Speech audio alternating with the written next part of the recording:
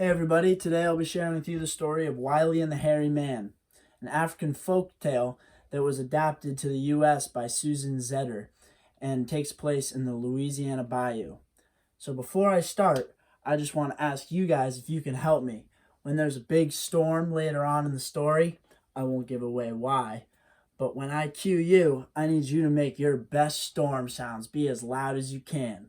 All right, let's do this. Once upon a time, there was a boy named Wiley. He lived with his mother, who was widowed. His father disappeared several months back. The story goes that he fell off the ferry where the river moves quicker than anywhere else, and he drowned. But all the people in the village know the true story. The hairy man got him, and the hairy man got him good. And Wiley's mother used to always say, "Now, Wiley, you don't watch out for that hairy man. He don't got your poppy, and he gonna get you too."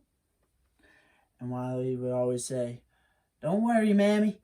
I don't got my hound dogs with me. That hairy man is terrified of those hound dogs." So one day, Wiley had to go down to the swamp to cut down some trees to make his new hound dog house. So he went walking down into the woods that day, feeling pretty spry, walking with his hound dogs. But next thing you know, they take off and chase after a pig down into the woods. Wiley thinks to himself, "Oh golly, I sure do hope I don't run into the hairy man today." So he goes walking, finds a pretty good tree, solid base. "I think I'll chop this one down." Starts taking some hacks. Next thing he knows, he looks up, coming out of the trees, grinning ear to ear, pointy teeth, drool coming out of his mouth, fire in his eyes. The hairy man emerges from the trees, starts walking towards Wiley, all big and scary, covered in hair, stench coming off him. Wiley looks at him, drops his axe. "Well, what are you looking at there, hairy man?" "I'm coming to get you, little boy. I don't got your poppy. I'm coming for you." Wiley scurries up a tree as fast as he can. Hairy man says, "Why are you climbing trees, boy?" Wiley says, "My mammy don't tell me to stay away from you, hairy man." "Well, then, come right back down from that tree just this moment. I'll teach you how to do some conjuring." "Oh no, I can learn all the conjuring I want from my mammy. She's a great conjurer." "Well, if you don't come down then, I'm going to make you."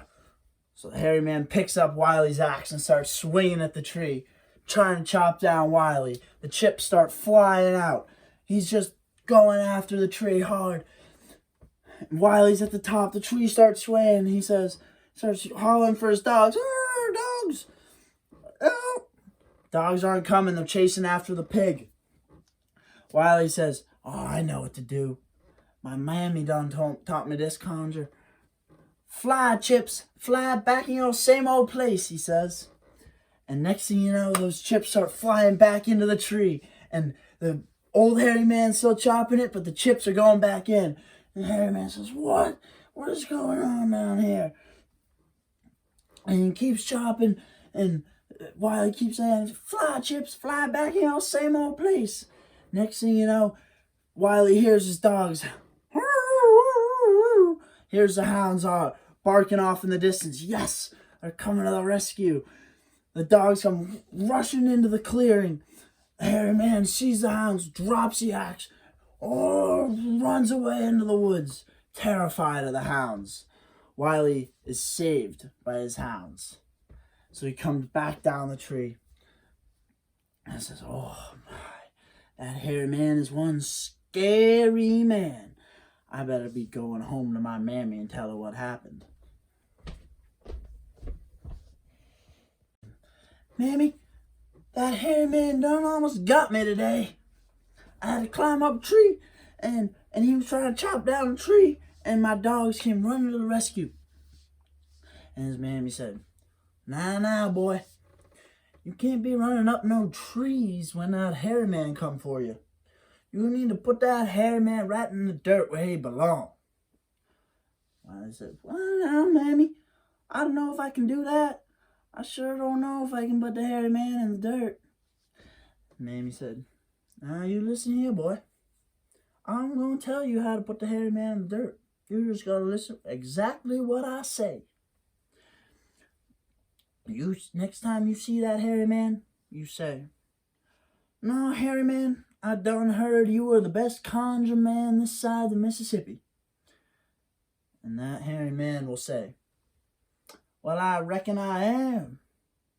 And then you say, well, if you're done the best conjure man this side of the Mississippi, I bet you can't turn yourself into no giraffe. And the hairy man will say, I bet I can. And the hairy man will turn himself into a giraffe. And then you say, well, now, hairy man, I bet you can't turn yourself into no alligator. And the hairy man will say, I reckon I can. And then one more time you say, well, now, hairy man, anybody can turn themselves into something the size of a human. But can you turn yourself into a possum? And the hairy man will say, I reckon I can.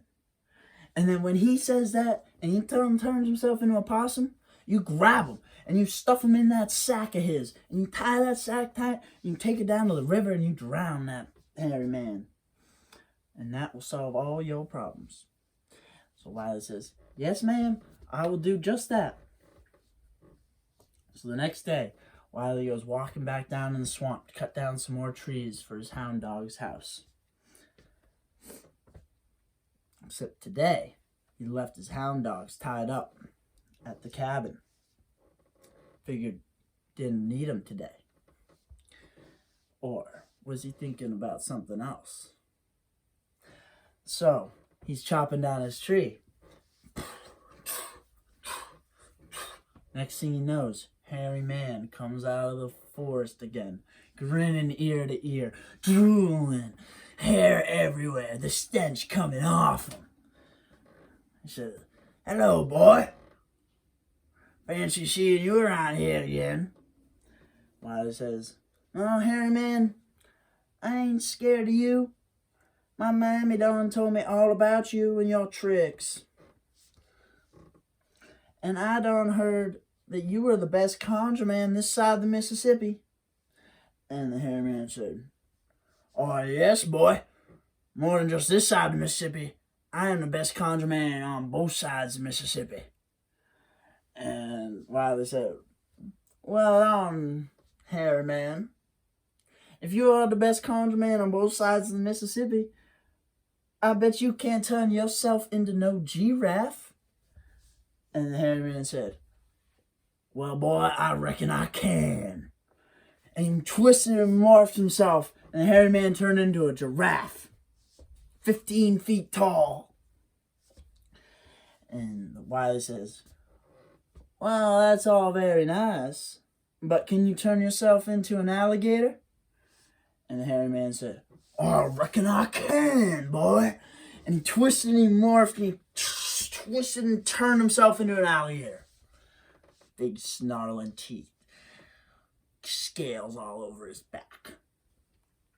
So Wiley says, well, that's all great and all, hairy man. But anybody can turn themselves into something the size of a human. But I bet you can't turn yourself into no possum. And the hairy man said, oh, foolish boy, I reckon I can. And he twisted and he turned and he contorted himself into a possum. And as soon as he did that, Wiley snatched him and he stuffed him in the hairy man's sack and tied it tight and ran down to the river. And he went down the river and he dumped that bag in the river. All gone. So Wiley goes walking back to his clearing, goes to pick up his axe, thinks he's all set to go. And the hairy man comes out of the woods once again, grinning from ear to ear. Wiley says, what? How'd you get back up here? I put you in the river in your sack. And the hairy man says, yes, boy, but but I don't turn myself into the wind, and I flew out of the sack. Wiley says, well, you done got some pretty smart tricks there, hairy man, but I bet you can't make anything disappear. Hairy man, what are you talking about, boy? Of course I can make anything I want disappear. That's what I do best. See that bird's nest over there? It's gone. I said, well, now, how do I know that bird's nest wasn't already gone? I didn't know it was there before. Make something disappear that I know is appeared in the first place. Boom, boom. Wiley's shirt, gone. All right, hairy man. Well, anybody can make a t-shirt disappear. But can you make something disappear that's been conjured?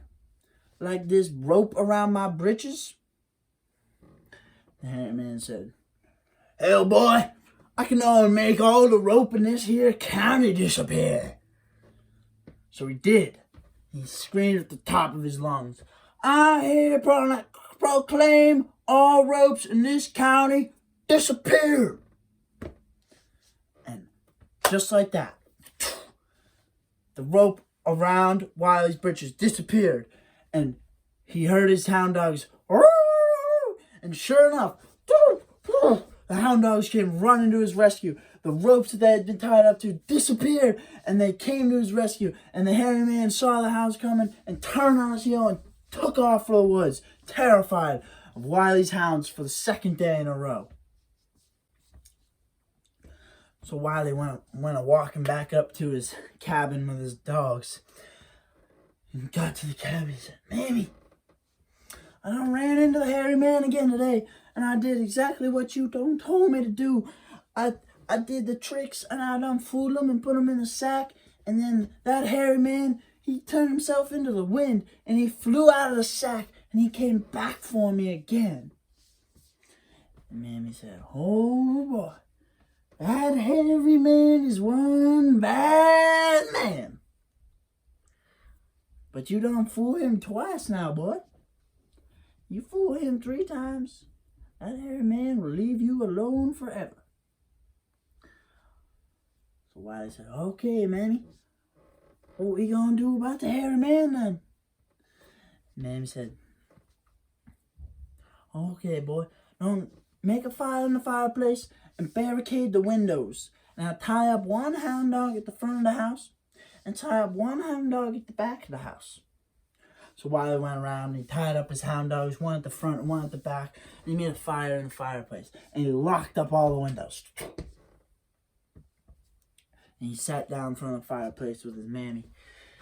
And he said, Mammy, what are we going to do about this stone hairy man? And his mammy said, no, relax now, child. That hairy man ain't going to hurt nobody in this house.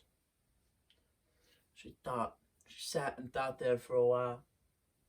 She said, boy, go down to that stable and get that suckling pig off that old sow. So Wiley got up, went outside down to the stable and grabbed the suckling pig off the old sow. Brought it back into the house. And Mammy said, now boy, go take that suckling pig and put it in your bed. And now you go up to the attic and lock yourself up there and hide.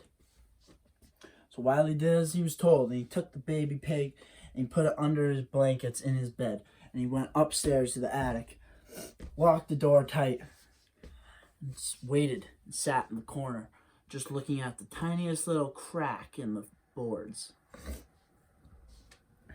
Now this is where you guys come in. The storm started to bloom. Wiley could hear it, feel it coming. The wind started blowing. The lightning came down. Thunder. Boom. The rain was pouring all over, torrential downwards.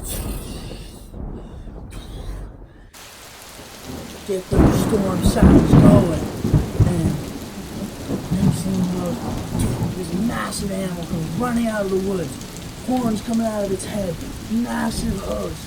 Running towards the cabin. And Wiley heard his hound dog start yapping. He could see the lips on his hound dog's mouth. curling back and is snarling at the animal. And then the hound dog breaks loose from his rope and chases the animal back down into the woods.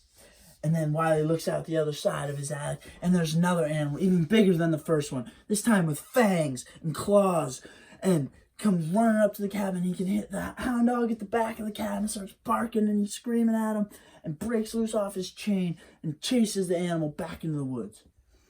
And Wiley's sitting there at, oh Lordy, that hairy man is coming here tonight for sure. Oh Lordy.